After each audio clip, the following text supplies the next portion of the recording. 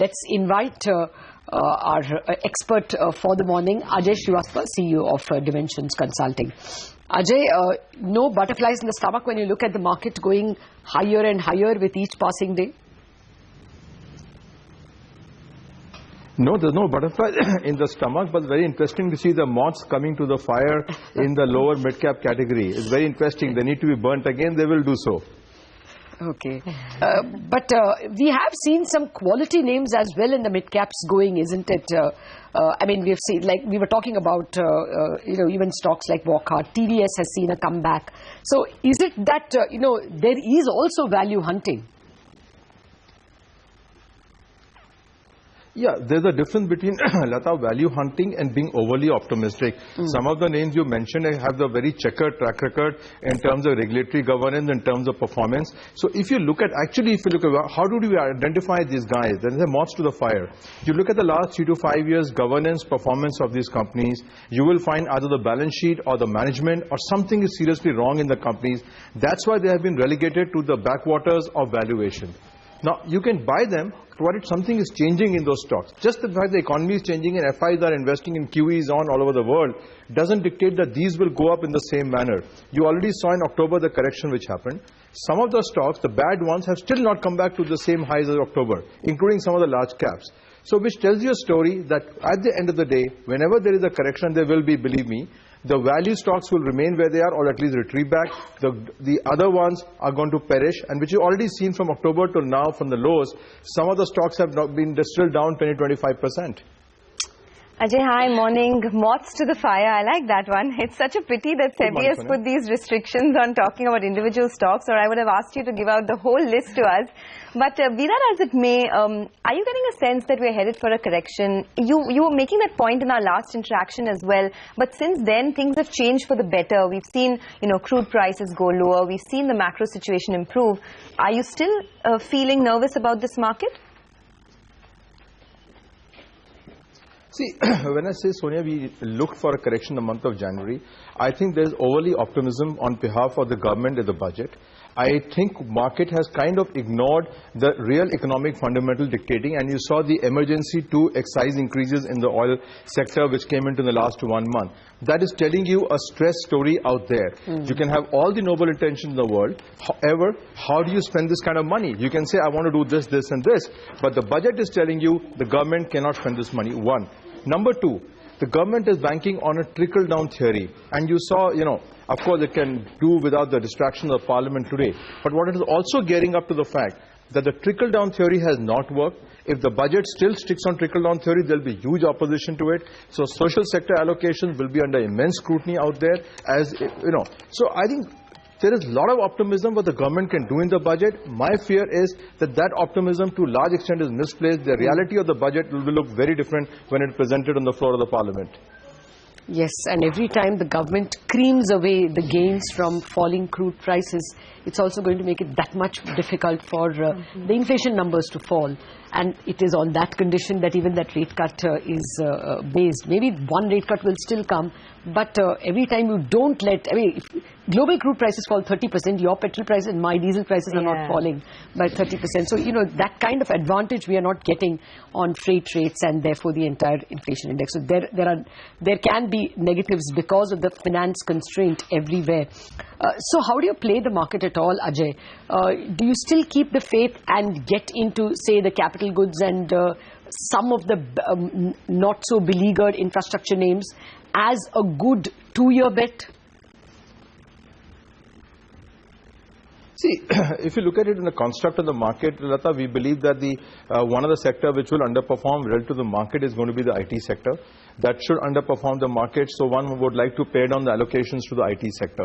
One would tend to increase the allocation to the large-scale engineering sector at this point of time, for the simple reason is that any revival has to start from there. We would like to increase the allocation to the cement sector definitely, because that is where the allocations are going to, value is going to come. Automobile will get a good share of the allocation because the cost of raw material should drop quite substantially in the months to come as the steel prices, aluminium prices trickle down into ancillaries and into lower procurement costs. either there'll be expansion of margins or there'll be reduction in price and therefore expansion in volume. One of the two. So one would tend to play sector by sector and go to the stocks and say, but be very careful that you have to also remove some sectors from the market. Like I said, IT will underperform, I think, given the market construct. What about the PSU banks? I mean, we were just discussing with Udayan as well, 65% year-to-date performance by the bank index. And I think the PSU bank index did even better. That's actually double the gains you saw in the Sensex and the Nifty. Now is it time to say that enough is enough? Or do you think this outperformance continues maybe for another, maybe 2 quarters? See, outperformance relative to the private banking sector may still continue in select stocks for the simple reason that the valuation gap has gone up enormously. Although I think Udayan is a little more positive than I am about these banks, because really speaking, Lata, these banks' balance sheet are really in a bad shape. And if the government is telling us, let's restructure the power asset, let's restructure the infrastructure assets, that is 60% of the portfolio. Yes. Now, what do you want to do with a bank whose asset portfolio are 60 to 70% restructured? What are they doing in the market? Look at the quality of the people, processes, systems. Yeah, it is a good, I always maintain, PSU banks are a good trading opportunity, never a good investment opportunity. Maybe it's, I'm totally biased, but I don't think you walk into a PSU bank, would you feel comfortable putting equity in the company? I would guess not. No, I'm only asking you if the trading pop continues. I mean, if there is still more juice in the trading strategy. Of course, it's the best trading opportunity. Of course there is. Of course there is the best trading juice in the opportunity, and one of the best trading juice comes from, I'm not being facetious, is the moment a chairman leaves, you sell the stock. Believe me, the next result is going to be bad. The new chairman, the next quarter results will be very good. You can track it down. Believe me, it's worked 100% of the time. All right? I think in the March 31st results, they will tend to... I'm really not being facetious. I think I can send you my tracking document of my researcher who says, listen, this happens all the time. No, we got your point. We got your point. I can disagree for 2% of the cases, but we will take that offline. Okay, but Ajay, just coming back to the... 98 is mine. All right. Just coming back to that point you were making about IT. In the last interaction we had, you told us that one should be looking at names like Tech Mahindra, Infosys, etc. to buy, and that was about 15-20 days back. So what should one be doing now?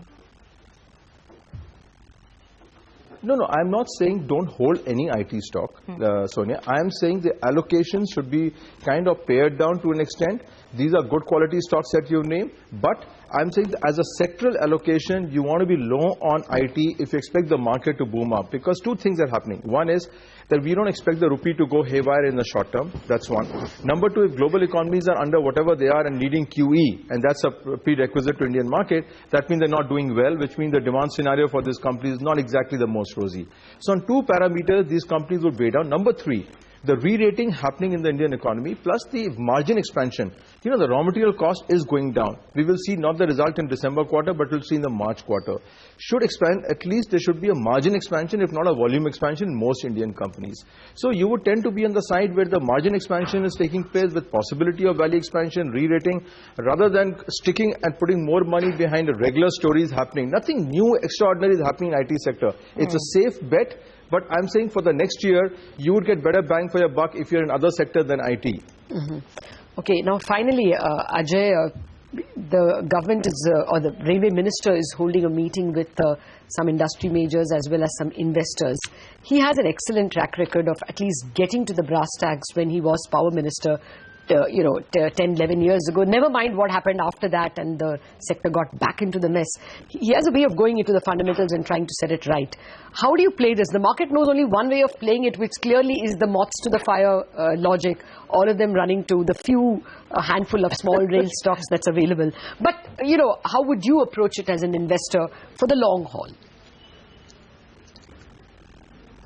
See, I think, okay, on a serious note, these companies that you've spoken about are the typically always go up pre the railway budget. Yes. It's not today, Lata, we can track it for last 5-7 years. And they're always correct. So that's been a pattern of this company. Not saying that this will happen again, but having said that, any initiative by the government, and I keep saying this, requires money on the table. It's nice to say, I want to see this money on the table. I want to see railway budget allocations. Because if the companies are not getting paid for the projects they do for the railways, who is going to invest invest in it. So the question really remains, where is the money for these projects? Because no one can at least bet on these companies that they will get the best project, they'll get funding from railways, or banks are going to fund. Incidentally, banks don't fund you against railway bills, by the way, because there's no finality to when the payment comes. So its question is, intentions are all good, but is there money on the table to do these projects, and therefore is this reach of these companies? And I think the benefit of this railway will come to the bigger engineering companies, not to the so-called typical names of wagon industry, etc., who have been, or railway lines who have been played before. They will come to the bigger engineering sectors who have the power to have joint ventures abroad rather than local players. All right. Companies like ABB rising. Yeah. Probably there's a bit of expectation of some domestic orders as well. Well, that exports was the big boost for them, but for domestic orders as well, perhaps there is that expectation. Thanks so much, Ajay. You have a good weekend. We'll see you again later.